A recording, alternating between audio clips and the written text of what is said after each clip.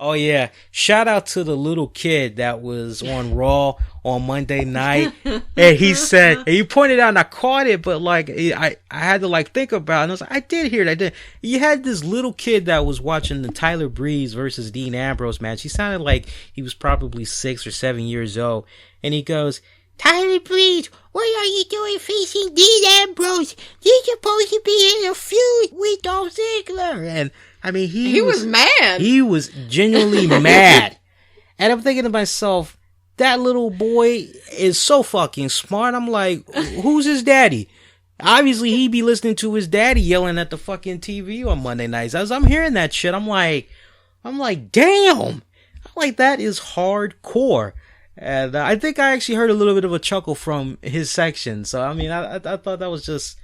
That was something else. Yeah, I think that was did something come else. From that section, yeah. But, I mean, think about that for a second.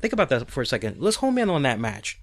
We both have watched enough of Tyler Breeze in NXT. Mm-hmm. And yes, I am guilty. One of my favorites. I love him coming out with the selfie stick. And I like this whole little music. He's got the whole little Shawn Michaels thing going on. You know, I got the looks. I got the moves. That drives the girls wild. You know, he's got that whole little thing going on. You think about his song and all that. But like, I couldn't help but when I was looking at the brackets and I heard the matches that were coming about, Tyler Breeze screamed to me on so many levels because I'm thinking they fucked up. That's like a text glitch. That's a word. That's an Adobe Photoshop glitch. What they meant to say was Tyler Breeze is going to face this person and Dolph Ziggler is going to face this person. And I'm thinking, okay, it's going to be the classic, I fuck your matchup, you fuck mine up. We can't stand each other. We're going to get our hands on one another at a pay-per-view. That's what I'm thinking is going to go down. You interfere in my match, I interfere in yours. We can't stand each other. We're going to have a match. No, instead, we get Tyler Breeze making his WWE Raw debut against a very good opponent in Dean Ambrose, but it's a tournament to crown a new WWE champion. Now, look, I love Tyler Breeze, but I gotta be realistic. Too fucking soon. Mm-hmm. If you say to me right now, Tyler Breeze, WWE champion, I say no. No, too soon. And I hate to say the whole he's not ready. I hate to say that because I know there's some people that don't like when that's said, but I don't think that the he's not ready part. I don't think that. I think it's too soon. I don't think there's enough buildup in the main WWE programming. I mean, great for NXT, sure. But as far as the main roster, to become WWE, no. Way too soon. Honestly, it's kind of that you're cutting your nose. What is it? You're cutting your nose off to spite your face. I don't think it's just too soon. For me, I thought the very same thing when I saw the match. I said, oh, please, that's just a filler match because we both know that Ambrose is going to win. And he did. And I mean, that's what even made it more sadder. You know, it's like who the fuck is doing the booking? Because it's like you bring Tyler Breeze up on the main roster. And what was really fucked up about just all this when I really think about it, and correct me if I'm wrong, Monday night, Tyler Breeze and Dolph Ziggler did not cross paths.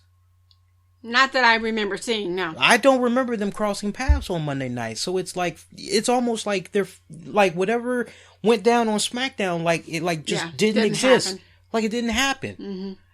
There's no consistency on some storylines between the shows. Right. And you don't even have the commentators go, hey, can Dolph Ziggler really focus on this match? Can he really focus on this qualifying match? Because what if Tyler Breeze comes out? They've been doing their thing on SmackDown. Yeah, Michael Cole, won't you tell the folks what had went down on SmackDown?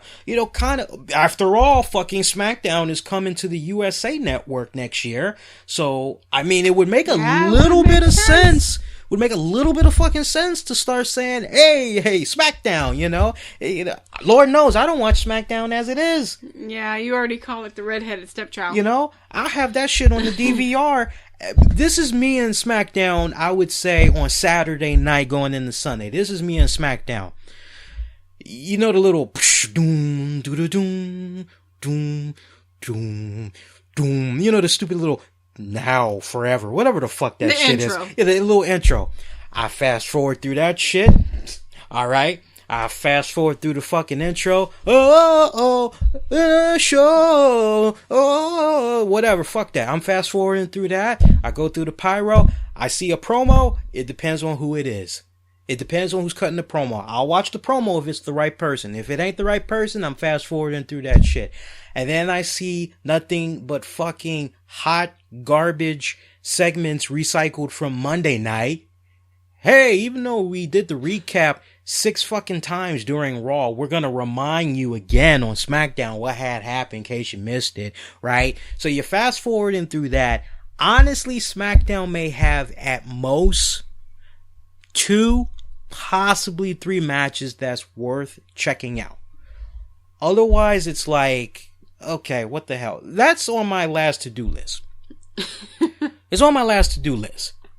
I will watch Paragon Pro Wrestling. You know how much I'm kind of like flip-flopping with that one, but I'm like, you would think they would do some type of storyline continuity. Like, why is it so hard for WWE nowadays to follow along the lines of storyline continuity? Not just with the Raw shows on a weekly basis, but like now they're trying to do this thing where like they're trying to continue a storyline that may debut on Raw in the SmackDown, or maybe they introduce something new on SmackDown, and like you're thinking, okay, that's going to continue into Raw. We're going to get the recap. We're going to try to get those seeds being planted. Hey, if you're not watching SmackDown, you're missing out on this.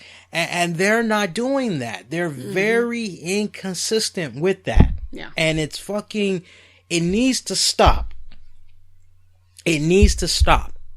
As a comic book fan, as a comic book artist, one of the main things that would always have me hooked on a really good comic book series was the storyline continuity. You're like, okay, this is what happened in this issue. Okay, like, and I love how in the later years, I would get a 1-page previously in Spider-Man, and I'd get a recap and what happened with the last issue in case I didn't pick it up, so that, okay, all right, I'm caught up to speed. All right, I'm ready to read this week's issue or this month's issue. And it's like, sometimes I can't help but go, WWE, writing is not that fucking hard. Well, it's about, everything is, what you just said is about consistency.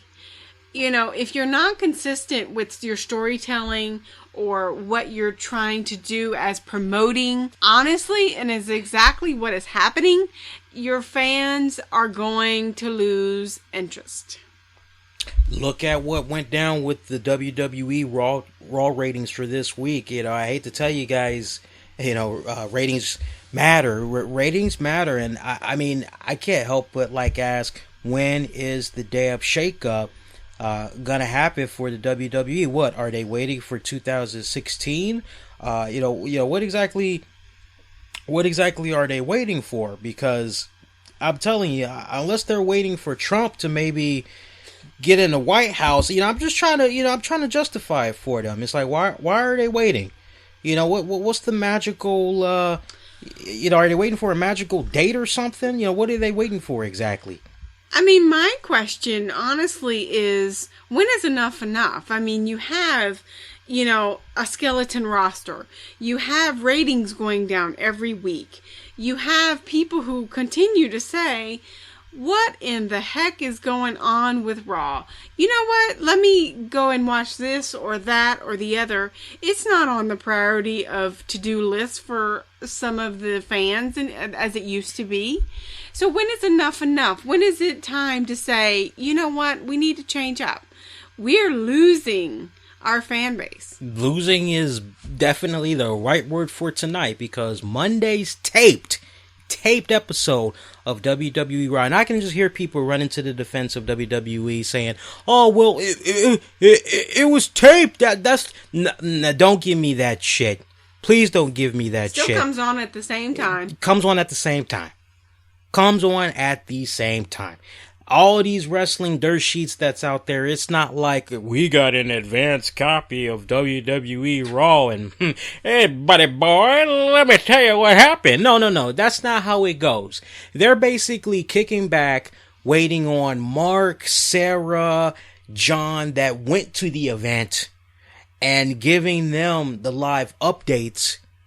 And then they're feeding those live updates through their websites, and then that's what has the people talking. And in some cases, it's just a small percentage. In some cases, a minor part does that play in the ratings. Because if you've read the results, then it's kind of like, okay, well, I don't think I need to watch it tonight. I'll skip it and watch something else. That's just a small percentage. But Tammy hit it dead on the nail. Still coming on at the same damn time over here in the U.S., okay? So look, Monday's taped episode of WWE Raw from England that kicked off the World Heavyweight Title Tournament, and it had a unannounced appearance by The Undertaker. That was a very good, strong ending, by the way. That was a good segment. That was a very good segment. It drew 3.173 million viewers. This is down 2.3% from last week's 3.248 million viewers. This is also the new lowest, I repeat, the new lowest non-holiday viewership since Raw went to 3 hours. First week's show, the first hour drew 3.480 million viewers. The second hour drew 3.177 million viewers. And the final hour drew 2.863 million viewers. Raw was number 2 for the night in viewership behind the NFL on ESPN, which drew 11.438 million viewers. Raw was number 4 for the night in the 18 to 49 demographic behind the NFL, SportsCenter, and Love and Hip Hop. Okay, so, I mean, you hear that, and you're like, how low can you go? And it's like, just when you think Raw couldn't get any lower, we keep getting, well, this week it hit another new low. Well, this week it hit another new low. And it's like, where is that emergency red button that like Vince McMahon and crew fucking hit? You remember on the Adam West Batman TV series, every single single time Commissioner Gordon, I remember. Every single time he needed to call Batman, they had that fucking red phone in like a fucking cake dish. It was like a pie holder dish, and they take the fucking lid off, and he go, "This is a job for Batman," and he pick up the fucking lid. And then you have Adam West and them, they're over in the mansion or whatever, they're just kicking back, playing with their belly buttons, and they see the fucking phone light up, and you're like, where is that red button for Vince McMahon and crew to go, okay, we need to like shake things up? I'm waiting for that infamous moment like it was back in the Attitude Era day when Vince McMahon cut that infamous promo saying, "We realize that the times are changing. The audience is speaking, letting their voices be heard. You guys are tired of the traditional good guy versus the bad guy. You're tired of it being straight and narrow. It's time to shake things up. We're gonna give you new, more intriguing, more adult-oriented content." And he was saying all this other shit. Like, where is that panic button? What, you wait until the holidays are over and then you're like, oh, let's just start? No. I'm sorry, but I feel sorry for the fans that went to Texas, because they bless them. God bless them. They are true diehard WWE fans. But with the way the current WWE product is right now, I wouldn't be racing to go get fucking WrestleMania tickets. I entertained the idea at some point of, oh, hey, maybe we should go to WrestleMania. And I'm kind of thinking, maybe it might be The Undertaker's last go round. I'm kind of picking up the vibe, but like everything that's going on with the current product, you should be going to a WWE live event, house show, pay-per-view, because it shouldn't just be for one person. You should be going because there's the experience, but because there's multiple people that you want to see. Well, I mean, when we went to the Raw in DC, a couple of years ago, my God, we had Triple H, we had The Rock, we had Undertaker, we had CM Punk, we had Percy Pringle, aka Paul Bearer. Exactly. It was great seeing him live you in the sure flesh. it was Paul Bearer? Oh, you know what? That was Paul Heyman. No, that was Paul Heyman as Paul Bearer. I keep forgetting. I was going to say, wait a minute, Paul Mooney had died. Yeah, he did. But you said Paul Mooney. He said Paul Mooney. Oh, that's fucked up. Breaking news per the RCWR show. Paul Mooney, comedian, has died. That's fucked up. I can just picture him in that deep voice. Ain't that some fucked up shit,